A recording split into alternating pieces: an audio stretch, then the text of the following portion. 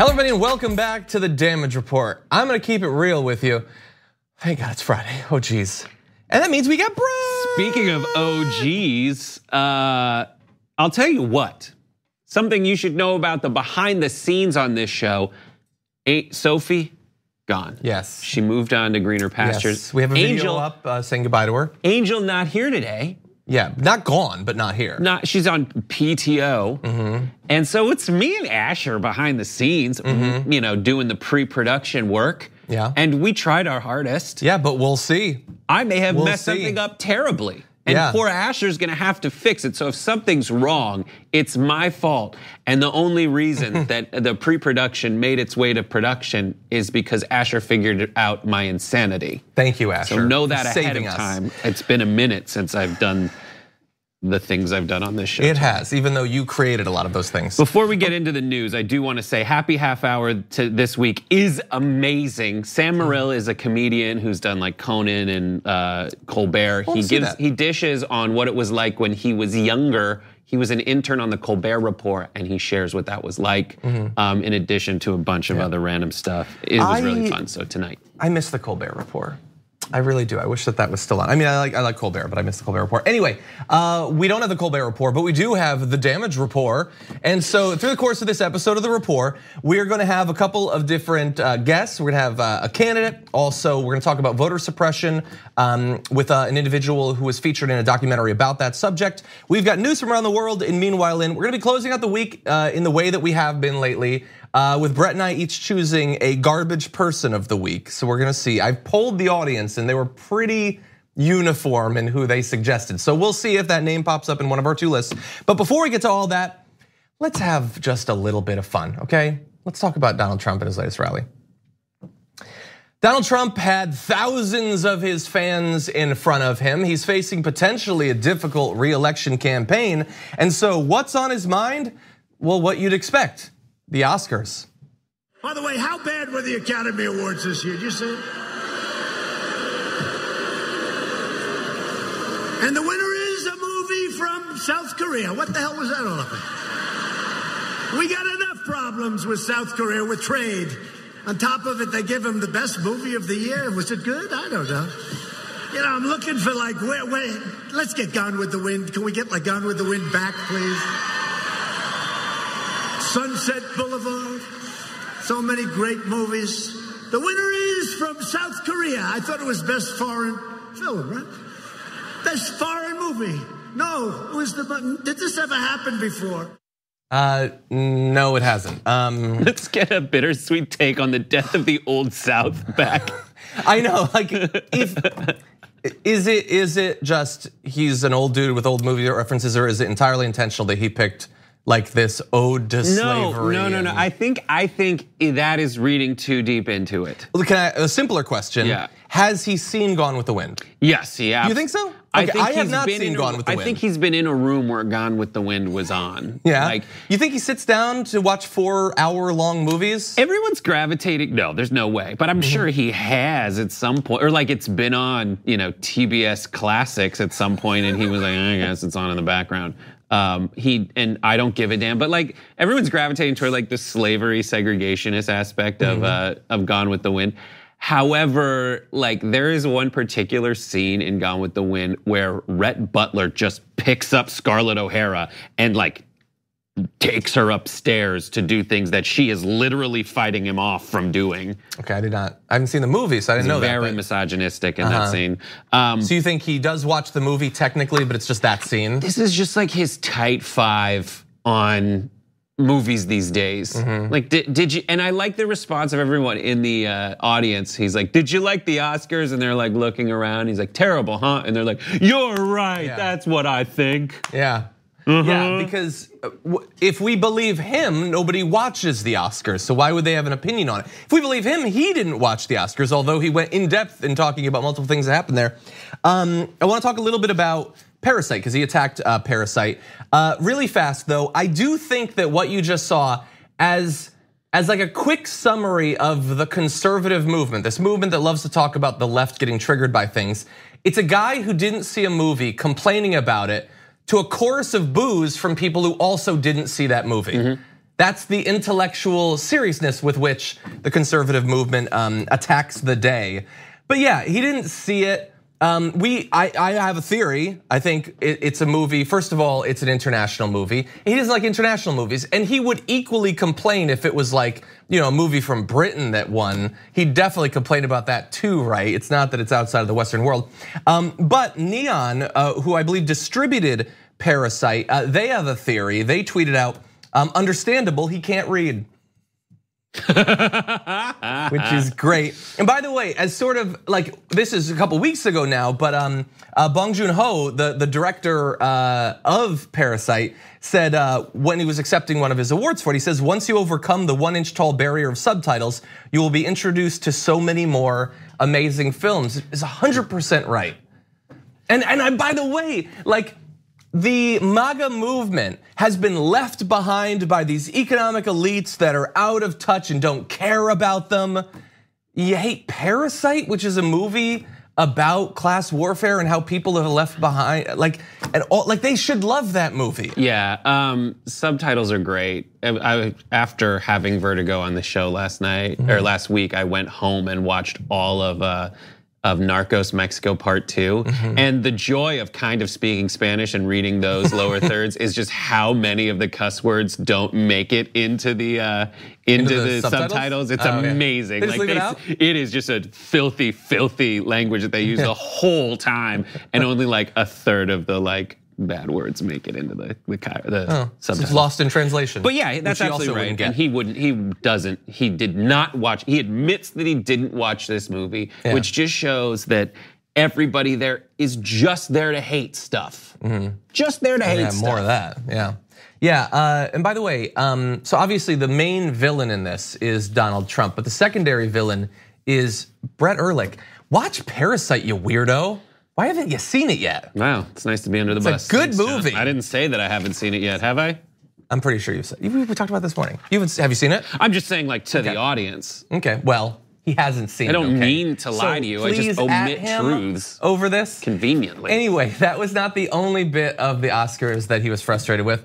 Donald Trump took issue at his rally last night with a particular speaker at the Academy Awards, which I will remind you, he is talking about this at a presidential rally about a pop culture event that happened weeks ago. But here's what he had to say about one of the speakers. And then you have Brad Pitt. I was never a big fan of his. He got up and said little wise guy statement. Little wise guy. He's a little wise guy.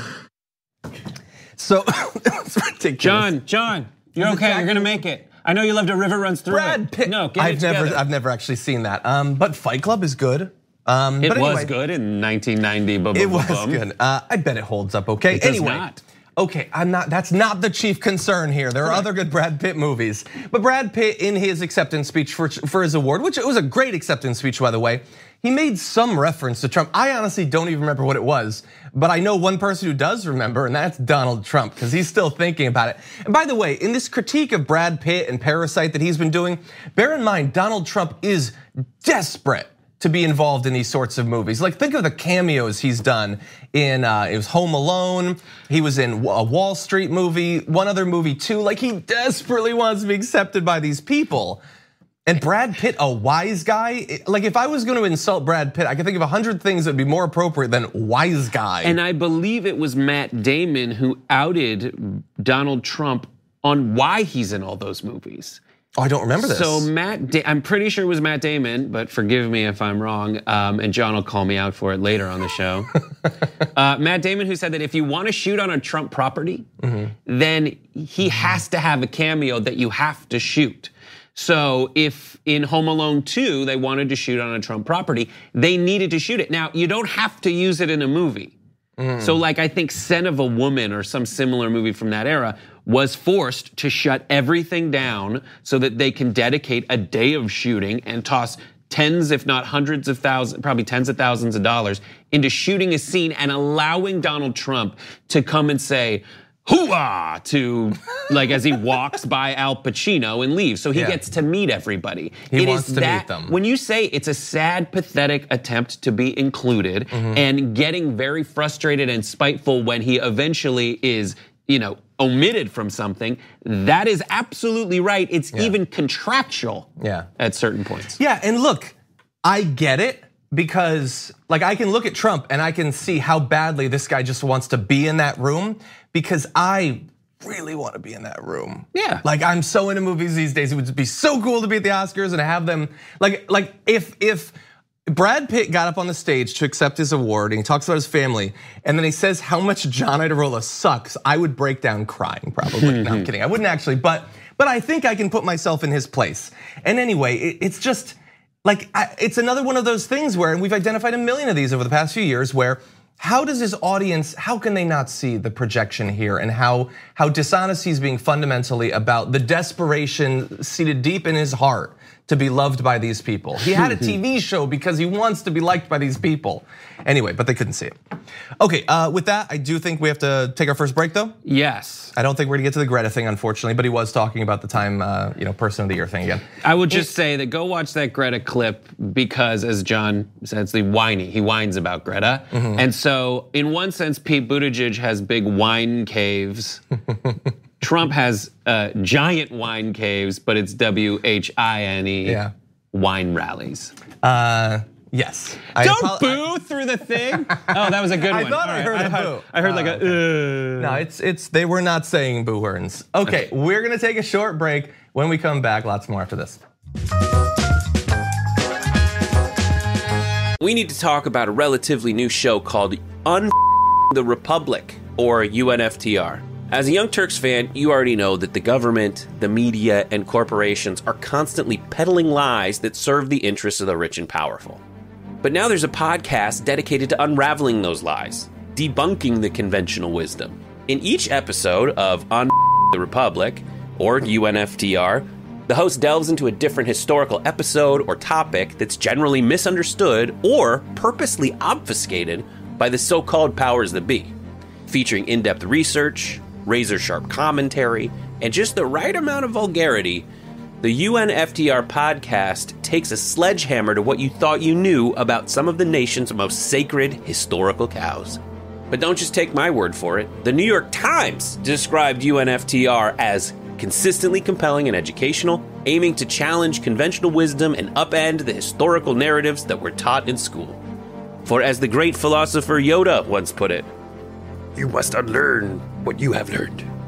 And that's true whether you're in Jedi training or you're uprooting and exposing all the propaganda and disinformation you've been fed over the course of your lifetime. So search for UNFTR in your podcast app today and get ready to get informed, angered, and entertained all at the same time.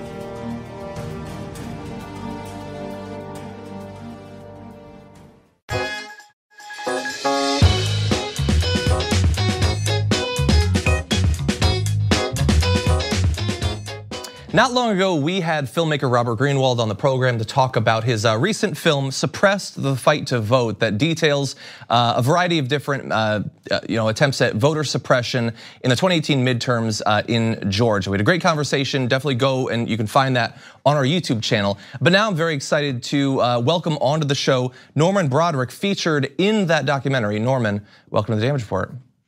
Hey, thank you. Glad to have you here. And I want people to sort of understand the different forms that this voter suppression took in this election. So tell us a little bit about your story and what was revealed in the documentary. My story is like many others who tried to vote through absentee ballot. And I guess there was a situation where either they weren't receiving the absentee ballot or the absentee ballots were sent to the wrong address.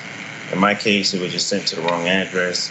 They admitted that they were at fault, and it seems like they took no realistic or tangible steps to fix the process. And so you had voted via absentee ballot in the past before without these sorts of problems? That's correct. When I was active duty military and deployed overseas, I voted through absentee ballot, didn't have any issues. And I was surprised. I was just one state over in South Carolina, and for some reason they couldn't get that right to send it to my address there. So what I'm confused about is they, as you said, they admitted fault and yet nothing appears to have been done to fix the situation. And look, obviously for you as an individual, it's terrible that they effectively invalidated your vote, but we also know that you're one of many people who've experienced the same problem, potentially affecting the outcome of the race. Since the election, has there been anything that they have said that has reassured you that if you were to vote absentee in the upcoming election potentially, that there's any more chance that it would actually be counted? I'm glad you asked that question because no, they never offered any realistic explanation as to why they admitted fault, but no solutions to fix the problem. And it is kind of scary because I'm set to leave in May, and I'll be gone until the middle of November. So this coming election, I will have to vote absentee. And I'm deeply concerned that this situation may repeat itself. So like if you had to overall say, how much confidence do you have that it'll be counted this time? I have no confidence that it'll be counted this time. Okay, well that's depressing, and no American should have to experience that, especially while you're serving your country. So one of the other things that I'm interested in is obviously coming out of the 2018 election in Georgia and around that suppression, you've had some people taking it seriously. Stacey Abrams, she started an organization to fight against it. I personally haven't heard a lot from the Democrats running for president about voting rights and trying to fix this. Have you seen anything that gives you confidence that if we get a different president, they might change things, or do you feel like it's being ignored? I don't know if it's being ignored. I haven't seen a lot of Democratic hopefuls talking about voter suppression and any fixes or anything being addressed on that front. But I don't know if it's a situation either they don't know or it hasn't gotten up that far to where they can talk about it and hopefully take some action. Yeah, and it seems like not only is it the right thing to do, every American should be able to vote, but you would imagine that it would be in their own interests. If elections are potentially swinging on voter suppression, why would you want to run and not address that? Like it would be in your own interest as a party or as an individual to do something about it. So it seems sort of self-defeating. Well, that is correct.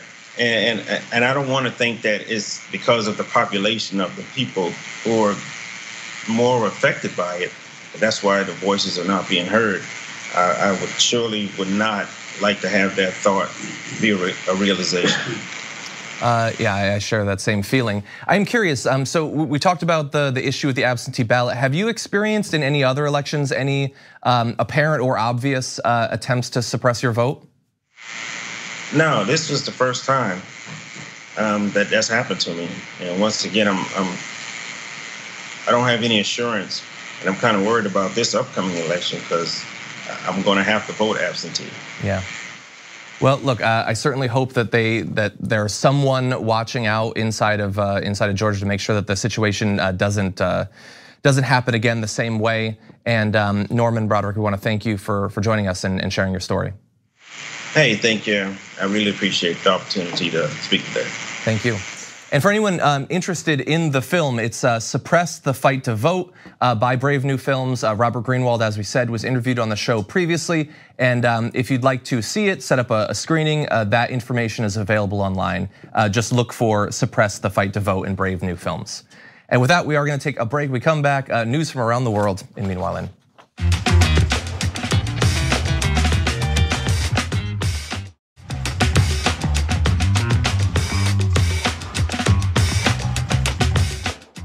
And now it's time for news from around the world in Meanwhile In.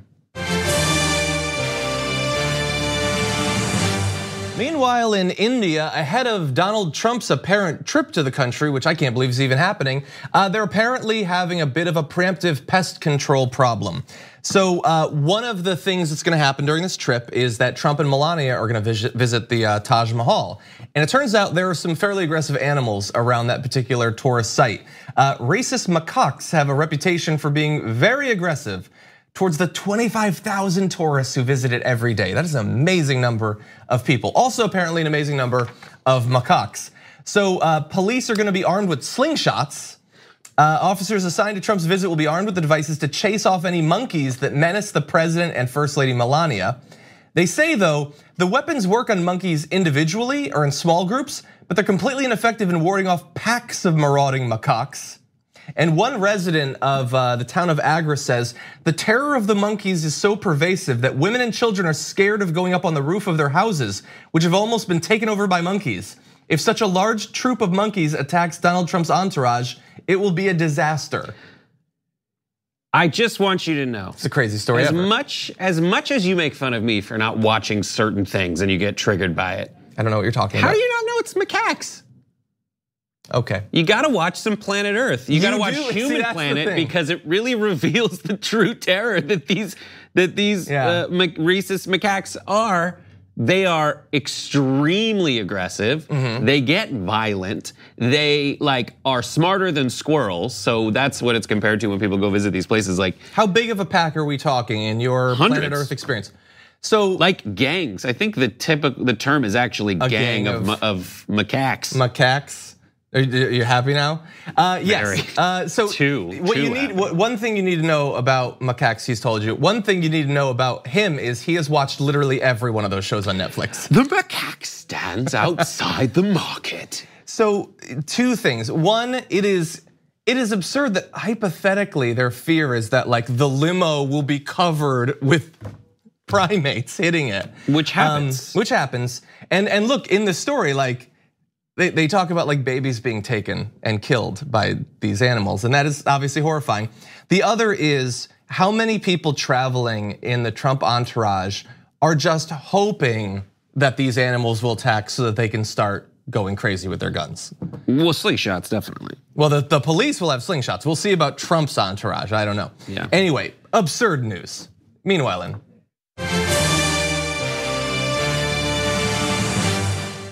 in Africa, I wanted to update you just a little bit on a story we talked about a couple of weeks ago on the main show, and that is the spread of just devastating swarms of locusts in a number of countries in East Africa. I want you to take a look at this graphic. We're gonna put it up there and you're gonna see how they've been spreading through an entire region of the world, threatening crops and theoretically threatening millions of people in the area with starvation. So I wanna talk a little bit about locusts because there's a very clear connection here to climate change as well. So the immediate issue is devastating. The likelihood that what we're doing to the climate will make this sort of thing more common in the future also devastating. So the insects thrive following periods of heavy rainfall that trigger blooms of vegetation across their normally arid habitats in Africa and the Middle East. And so here's where it gets interesting. It has to do with the life cycle of locusts and their reproduction patterns. So desert locusts live for about 3 months. After a generation matures, the adults lay their eggs, which under the right conditions can hatch to form a new generation up to 20 times larger than the previous one. Ultimately, 2 cyclones in 2018 enabled 3 generations of wildly successful locust breeding in just 9 months, increasing the number of insects at 8,000-fold in that particular case. And so what normally happens is the right sort of weather to lead to a bloom of these happens rarely. So a bloom will happen and then they'll all die off. But with wetter weather being driven by extreme weather events being driven by climate change, those events are now pushed together so they can happen in quick succession. So you don't have 20 times as many, you have 8,000 times as many.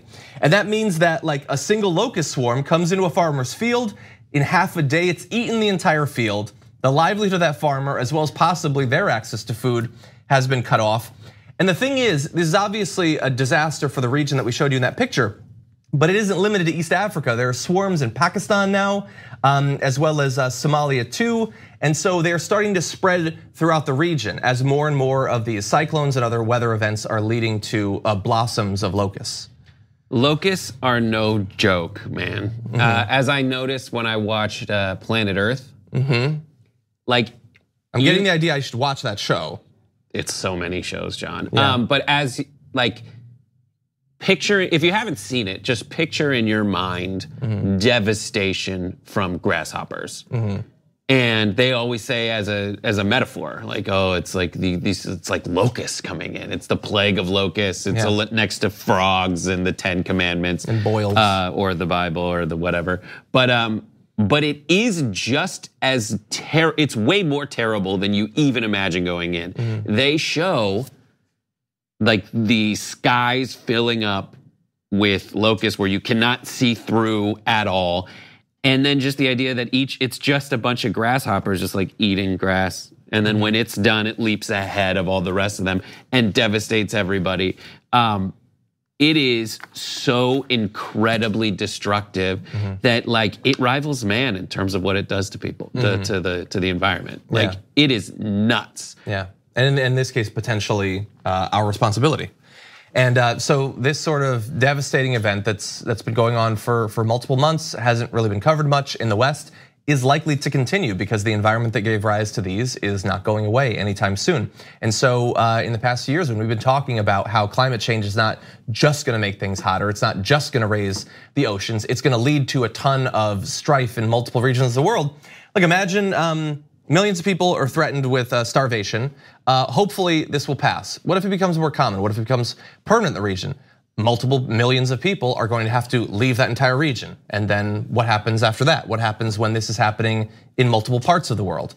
That is a disaster, okay, and one that we need to take seriously. And the things that people in America don't really focus on that sound hyperbolic, but it's not just that. So this is triggered by rains that create larger swarms of locusts. Just also like the other problem of not having fresh water is something that affects uneven. I mean, we hear about it in like Flint and parts of California periodically, but as a growing problem for billions of people in the world to not have access to water, that and like locusts, those are the things that if you're living in America, you run the risk of like just ignoring, but it does become a global problem. Yeah, and that's why I want to make sure we gave the update because I have not seen much in America about this. Meanwhile,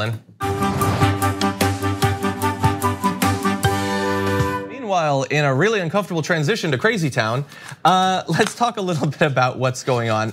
Pigeons with tiny "Make America Great Again" hats glued to their heads were released in downtown Las Vegas this week in what appears to be a sarcastic statement of loyalty to President Donald Trump in a mock protest of Nevada's coming Democratic presidential caucuses. And you can see a little picture. So you know, it's not just for those of you listening to the podcast. The hair. There is not only a number of pigeons with MAGA hats on, which is easy to imagine. There is also a pigeon who seems to be crowned king pigeon with a Trump like coif atop his dome. Or her dome, I don't know. I can't really identify pigeons. Yes. By gender. So look, in this article they listed as, so the group is called Putin, Pigeons United to Interfere Now. They claimed responsibility for the stunt. The pigeons were set loose Tuesday, according to the group. Yes, no, I get that. So I don't know exactly if this is sending the statement that the article says that it's sending, that this is intended to mock the Democrats. Is that who it's mocking, really? I think it's definitely, I don't know. If you want to hear words from Putin themselves, Putin have used their pigeons to launch a one-of-a-kind aerial protest piece in response to the arrival of 2020 Democratic presidential hopefuls. The release date was also coordinated to serve as a gesture of support and loyalty to Trump. So you're saying it is. Does it actually do that? Like I get that's what they wanted. Pigeon phobic. Am I trying to pigeonhole their act of protest? But pigeons are, by all accounts, rats of the sky.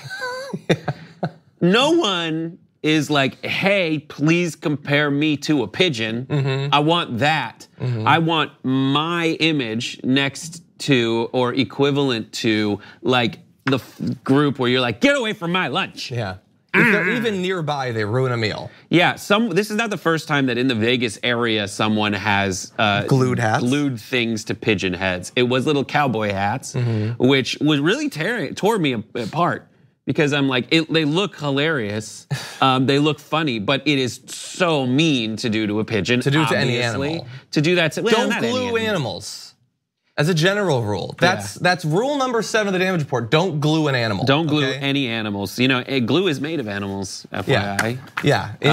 Sort of the inverse of Portlandia's, put a bird on it. Don't put it on a bird. Basically, leave the birds alone. But I totally see it. Like if I see this flock of pigeons swarming toward me, I would just look at it and be like, oh, this is obviously making fun of the the whatever it is, flock of Trump supporters who look ridiculous in their MAGA hats. And It's just so terrible, but it is in line with everything that I come to know about people who would go to a Trump rally. That is definitely true. Okay, with that, we're gonna take another break. When we come back, a candidate is gonna join us. We'll be talking with Skylar Hurwitz after this. Animals are innocent.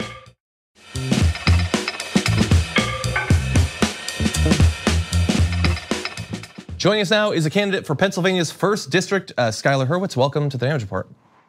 Thank you so much. How are you doing today? I'm doing okay. How are you? Doing pretty well. A bit busy.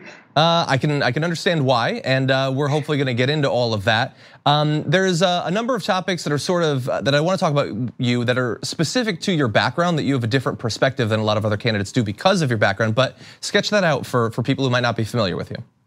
Sure. Thanks again for having me on. So my name is Skylar Hurwitz, and I am the progressive candidate here in Pennsylvania's 1st Congressional District. I was endorsed by Our Revolution Pennsylvania and our local Sunrise Movement chapter. So I've built really my whole career on environmental issues. I went to American University, studied global environmental policy. I worked on solar grants under the Obama administration and worked at Conservation International, where I managed a $40 million fund of projects in Southeast Asia and Western and Southern Africa that were primarily projects that were meant to build the self-sufficiency of local groups there to actually take care of those environmental issues themselves.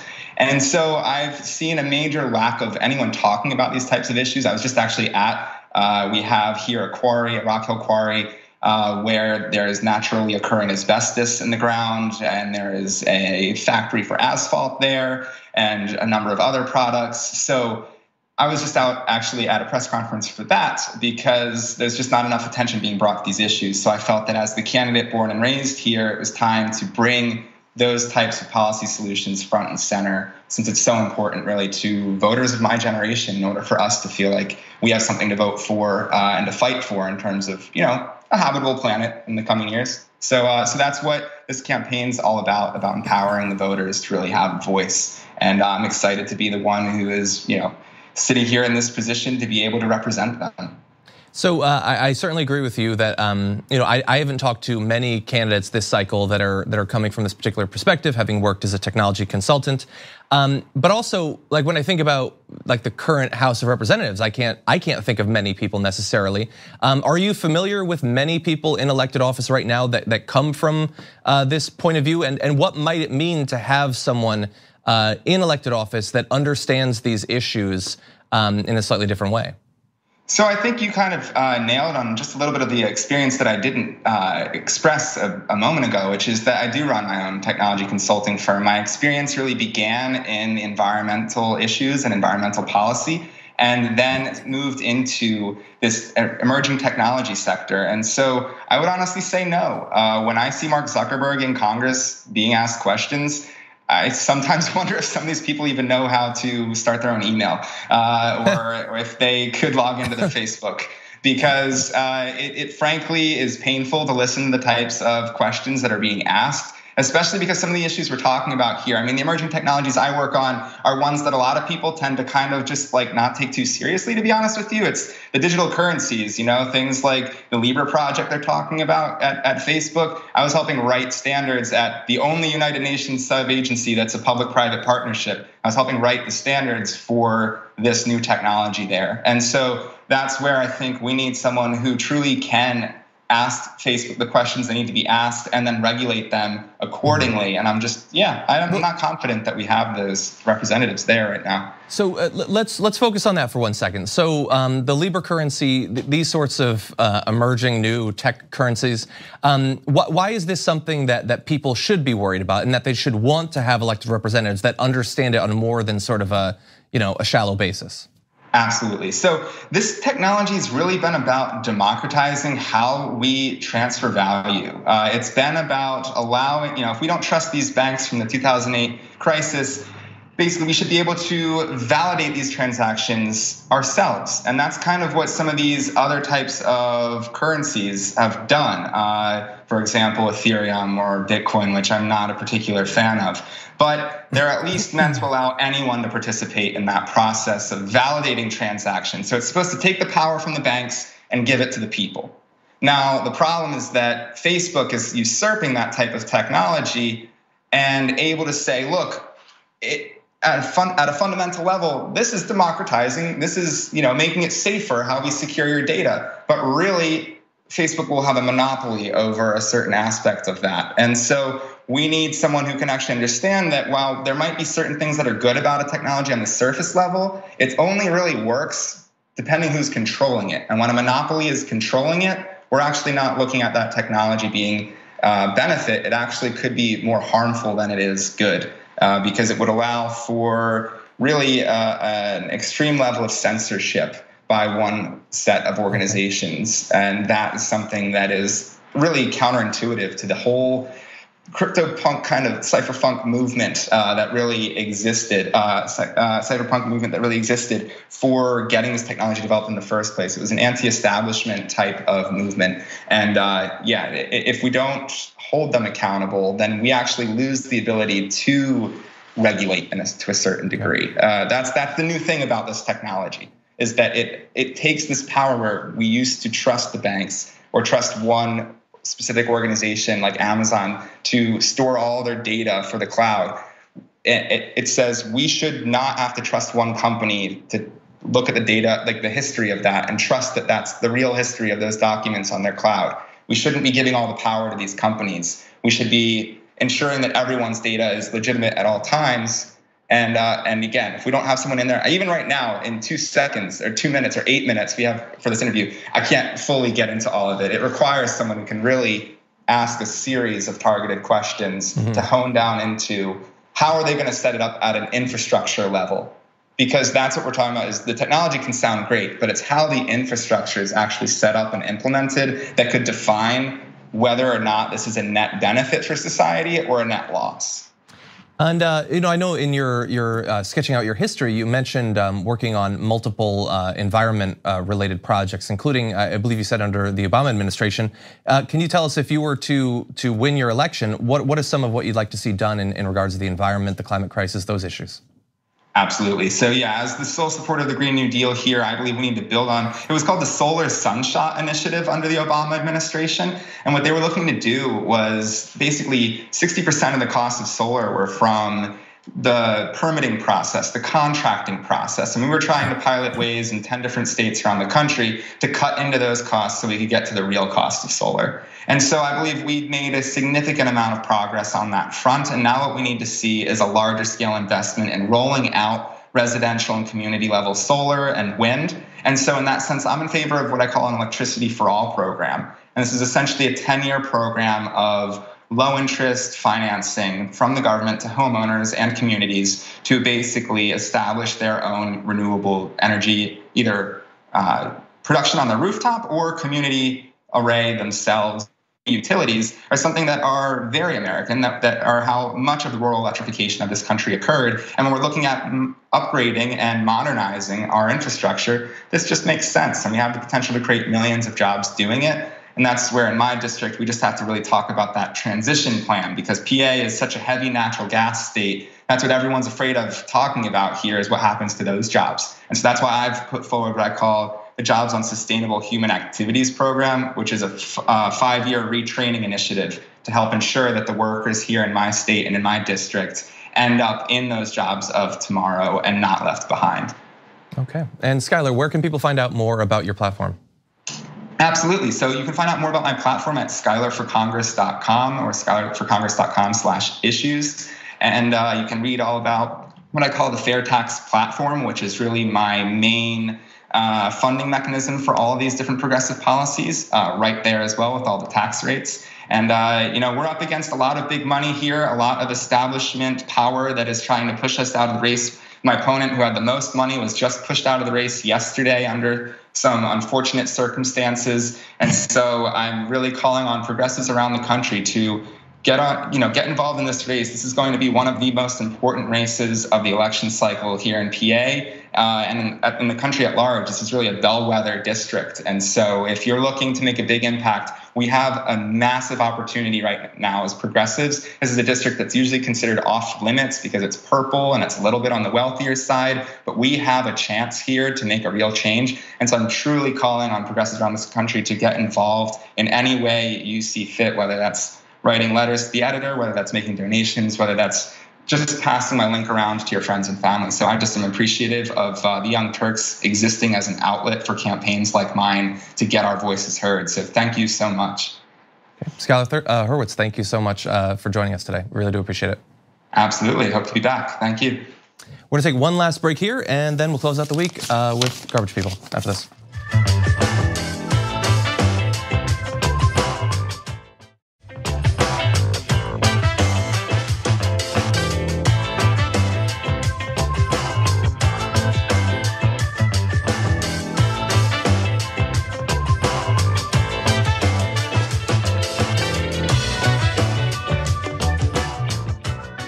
And now it's time to take out the trash. This is Garbage People.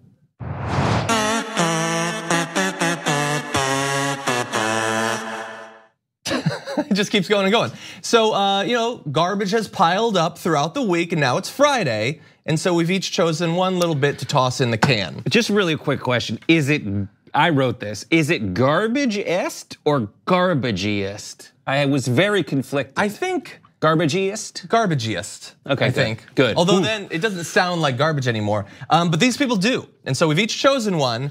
I polled the audience and there was an overwhelming favorite. And I love to surprise you, but unfortunately I can't this week. My garbage person for the week couldn't be anyone other than Mike Bloomberg. I mean, is it? No, it's not mine. Oh, okay. Mike Bloomberg. Little on the nose, if you ask me. Well, we'll find out what yours is. I mean, there were other bad people, but Mike Bloomberg not only had such an arrogant, terrible performance at the debate where he sort of mocked the idea of sexual harassment as just women who are frustrated with a joke or something. He's not gonna let them out of their NDAs, not because it's not the right thing to do, but because he doesn't want to hurt him in his election. And then we've learned more and more about who he is. I mean, his stance on anyone who is not a white, straight, cis male has been horrific over the past few decades. But then, let's say you're not interested in that sort of stuff. You should be, but if you're not, no, his previous positions on minimum wage, living wage, healthcare, NSA spying, foreign policy, Palestinian right to live even, let alone any other rights, is just horrible. And so he is this week, but should probably be every week for a good time in the future, my garbage person. Good for you, John. That was cathartic to see. It was, I feel a little bit better. Anyone's face. Mine, I put two in there, but here's the one that I thought you mentioned this guy earlier. I don't even know who it is yet. Pete Hegseth. Oh. Pete Hegseth works for Fox and Friends. And first of all, he's a garbage person because he can't pick a sticker correctly. This says big government sucks, but the way the fonts are set up, it just looks like big sucks.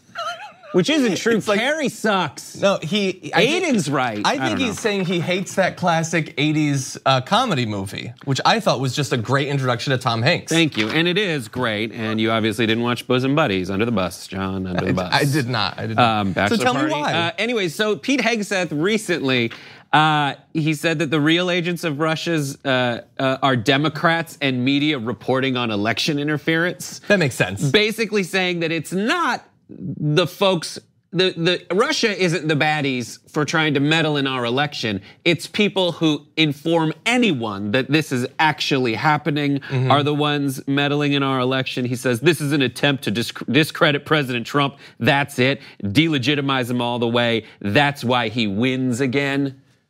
It's like, dude, it's not the crime. It's the cover up, it's the crime, and it's the people who are trying to cover it up. So yes, it's both. Hegseth in the Garbaggio. Watch Happy Half Hour tonight. Yes, thank you, Brett. Always good to have you here, and especially to close out the week. Thank you, everybody who's been watching. Next week, lots of stuff is gonna happen, so see you then.